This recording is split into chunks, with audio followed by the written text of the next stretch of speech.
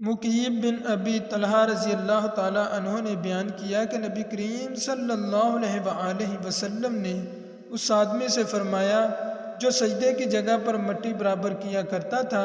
کہ اگر ایسا ہی کرنا ہے تو ایک ہی بار کر۔ حضرت انس بن مالک رضی اللہ تعالی عنہ سے روایت ہے، انہوں نے کہا ہم لوگ سخت گرمی میں نبی کریم صلی اللہ علیہ وآلہ وسلم کے ساتھ نماز پڑھا کرتے، ہم میں کوئی سخت گرمی کی وجہ سے اپنی پیشانی زمین پر نہ لگا سکتا تو اپنا کپڑا بچھا کر اس پر سجدہ کرتا۔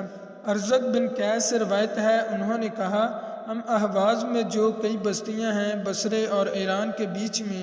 خارجیوں سے لڑ رہے تھے، ایک بار میں نہر کے کنارے بیٹھا تھا، اتنے میں ایک شخص آیا گھوڑے کی باگ ہاتھ میں لیے ہوئے نماز پڑھنے لگا، گھوڑا اس کو کھینچنے لگا اور وہ اس کے پیچھے جانے لگا۔ شیبہ نے کہا وہ شخص ابو برزہ اسلمی صحابی تھا۔ یہ دیکھ کر ایک خارجی کہنے لگا اے اللہ اس بوڑھے کا ناس کر۔ جب وہ شخص واپس لوٹا تو ان خارجیوں سے کہنے لگا میں نے تمہاری بات سنی اور میں نے رسول اللہ صلی اللہ علیہ وآلہ وسلم کے ساتھ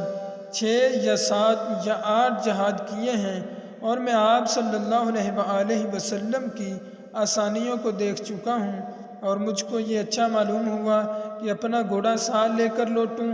یا نہ کہ اس کو چھوڑ دوں، وہ جہاں چاہے چل دے اور میں تکلیف اٹھاؤں۔